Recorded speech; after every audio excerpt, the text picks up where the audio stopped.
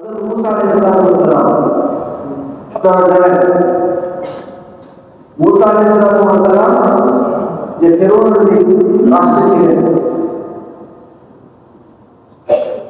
বনি ইসরাইল জুলুম জুলুমের মধ্যে ছিলেন। মুসা আলাইহিস সালাম ওই দেশ ত্যাগ করতে হয়েছে। উনি মদিয়ান নামে এলাকাতে চলে গেছেন ফেরাউনের ভয়ে।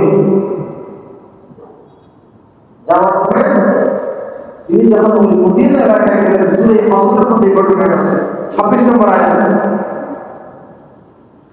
মদিয়ান নামের এলাকাতে যাওয়ার পরে দেখলেন কি কিছু মানুষ ওদের পশুদেরকে একটা কূপ থেকে পানি খাওয়াচ্ছে এবং পার্শ্ববর্তী দুজন মেয়ে পরপরবেশী দুজন মেয়ে তারা পাশে দাঁড়িয়ে গেছে। হযরত মুসা আলাইহিস সালাম জিজ্ঞেস করলেন দাঁড়িয়ে আছে, বলল আমরা তো মেয়ে মানুষ, ওয়াকুনা শাইউন কবীর, আমার বাবা খুবই জয়ীফ মানুষ, দুর্বল মানুষ, উনি বাসা থেকে আসেন না। আমরা এরা যখন থেকে সবাই নিজের বাড়িদেরকে পশুদেরকে পানি পান করে শেষ করবে, পরবর্তীতে আমরা পানি পান করাবো। হযরত মুসা আলাইহিস সালাম বললেন দাও আমাকে বলতে উনি পানি পান করে দিলেন।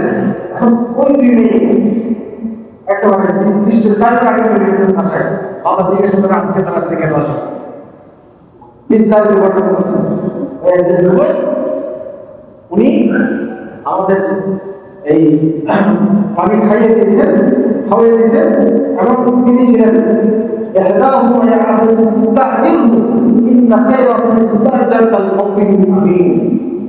আব্বু যে লোকটা আমাদের পশুদেরকে পানি খাইয়ে দিয়েছে আমরা দেখতে পেয়েছি, ওনার চেহারায় আমাদের ছাপ ছিল। আমাদের কারণে আল্লাহ তাআলা ওনাকে এই হযরত শুআয়ব আলাইহিস সালাম নবীর একজন জামাতা বানিয়েছেন। সুবহানাল্লাহ, নবীর মেয়ে উনি বিয়ে করেছেন। পরবর্তী দুনিয়ার কথা আমাদের কাছে এত বড় একটা গুরুত্বপূর্ণ জিনিস দেখেন, রাসূল করিম সাল্লাল্লাহু আলাইহি ওয়াসাল্লাম 128 নীতি এর পূর্বের কথা।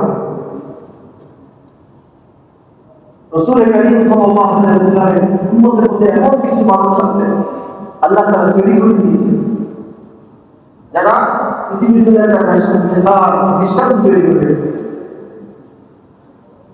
আব্দুল্লাহ ইবনে মুবারক নাম শুনেছেন অনেকে। এই যে মুবারক বাবা আব্দুল্লাহ ছিলেন, এই আব্দুল্লাহ ইবনে মুবারক পৃথিবীর ইতিহাসের একজন অন্যতম মজার ইমাম। আল্লাহ তাআলা যেমন ওনাকে ধন সম্পদ দিয়েছেন, এলেম দিয়েছেন, বীরত্ব দিয়েছেন এবং আল্লাহ রাব্বুল আলামিন ওনাকে মানে একেবারে বাছাই করেছেন যেন সাহাবাদের কাফেলার অন্তর্ভুক্ত করার জন্য। সাহাবী নন, কিন্তু আল্লাহ তাআলা এলেমে আমলে তাকওয়া এমন উঁচু পর্যায়ে নিয়ে গেছেন আব্দুল্লাহ ইবনে মুবারক। এটা শুধুমাত্র একটা আমানত না।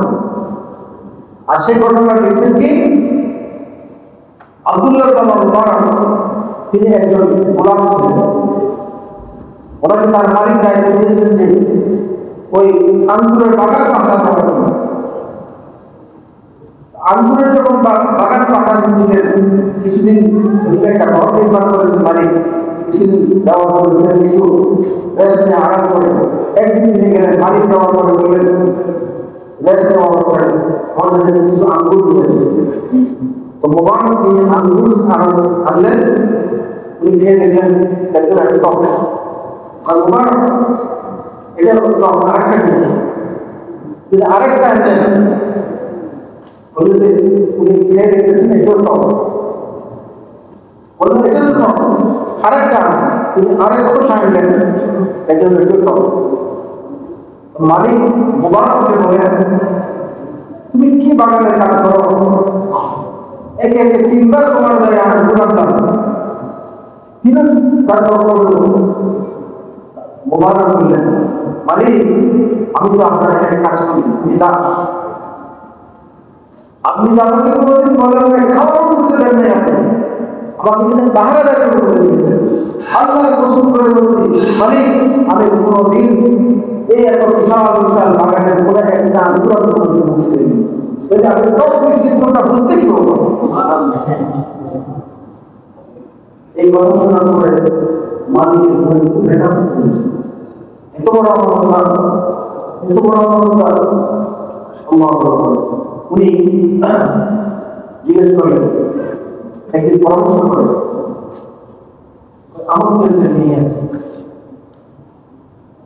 আমি মেয়েটাকে কার কাছে গিয়ে দুটো বলবো।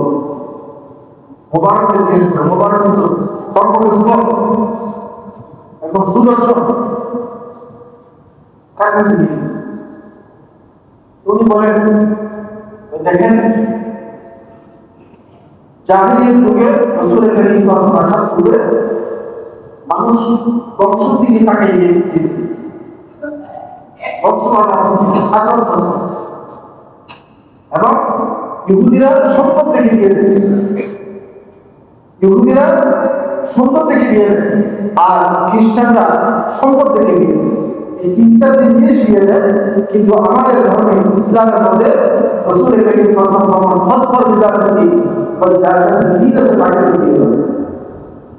কর্মচারী মালিক বলেছে, আর মালিক চিন্তা করলো এই যুগের মধ্যে আমি এই কথা অনুযায়ী দিনটা মানুষ পাবো।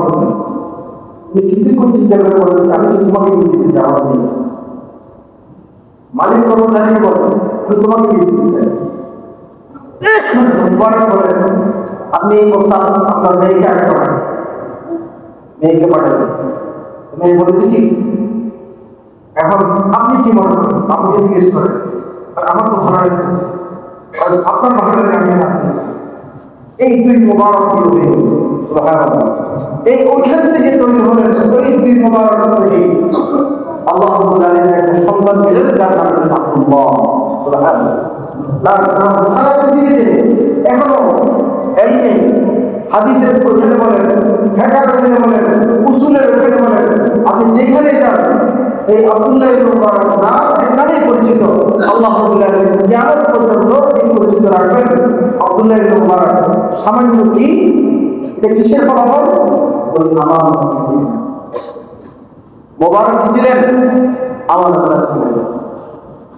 রাসূল করিম সাল্লাল্লাহু আলাইহি ওয়াসাল্লাম প্রথম বললেন, আমি আল্লাহর কথা জানি না, আল্লাহ হাবিব বলেন ওয়াহিজু আমানত, এ আমার উম্মত, যদি তোমার মধ্যে চারটা গুণ থাকে, ফালা আলাইকা মা ফাতাকা ফিদ দুনিয়া, তোমার কাছে সন্তান সম্পত্তি নেই, কোনো সমস্যা নেই, মাল দৌলত নেই, কোনো অসুবিধা নেই, তোমার কাছে ঘরবাড়ি নেই, কোনো অসুবিধা নেই। এক নম্বর তোমার কাছে আছে কি? হিফজ আমানত, আমানতের সংরক্ষণ। আল্লাহ তাআলা কি আমানত আমাকে দিয়েছেন, শরীয়ত আমাকে কি আমানত দিল, আমার জীবনে আমার আখিরাতের জন্য, দুনিয়ার জন্য আল্লাহ তাআলা কি দিলেন, এটা প্রতি আমি তওবা করি। হিফজ আমানত। দ্বিতীয় নম্বরে রাসূল করিম সাল্লাল্লাহু আলাইহি ওয়াসাল্লাম ওয়াসিফ হাদিস, ওয়াসিফ হাদিস, সত্য কথা বলা, সততা। দেখেন এখন মিথ্যার ফুল যদি চলে, সব থেকে মিথ্যা আর মিথ্যা। অফিসে যান, আদালতে যান, কোর্টে যান, সব কিছুতেই, ব্যবসায় যান, একটা মিথ্যা বলা, এটা ফ্যাশন, মানে এটা একটা গুণে পরিণত হয়ে গেছে মিথ্যা। আল্লাহ রাসূল করিম সাল্লাল্লাহু আলাইহি ওয়াসাল্লাম, রাসূল করিম সাল্লাল্লাহু আলাইহি ওয়াসাল্লাম যে আল্লাহ রাব্বুল আলামিন কিয়ামতের ময়দানে যারা মৃত্যু তাদের জবান কি অবস্থা হবে? সিদ্ক হাদিস, সত্য কথা বলা। এমনকি যদি গলার চুরি বসেন, গলার চুরি বসেন, ওই সময় যদি সত্যর উপর থাকতে পারে, ঈমানের উপর উপর থাকে, কয়েকটা সময় ছাড়া কখনো মিথ্যা বলা যাবে না। আমার দুনিয়ার জন্য কোনো অবস্থা দিয়ে না। সিদ্ক হাদিস, হুজুর ফরমান সাল্লাল্লাহু আলাইহি ওয়াসাল্লাম, বান্দা যে তোমার কাছে কিছু নেই, আমার মধ্যে সংরক্ষণ আছে, সিদ্ক হাদিস, সত্য কথা তুমি বলতে পারো, সত্য কথা। এটা আমার হাবিব কোনদিন মিথ্যা কথা বলেন নাই, সাহাবায়ে কেরাম কোনদিন মিথ্যা কথা বলেন নাই, তাবিঈরা বলেন নাই, কোন নবী বলেন নাই। মিথ্যা কথা বলা একবারে কবিরা গুনাহ। আমাদের সমাজে মিথ্যা একেবারে এমন আম হয়ে গেছে, সাধারণ হয়ে গেছে, একেবারে যেন খুদাই মনে করা হয়। মানুষের একটু মনেও আসে না যে আমি মিথ্যা বলছি। একটা মিথ্যা বলাটা কত বড় অপরাধ।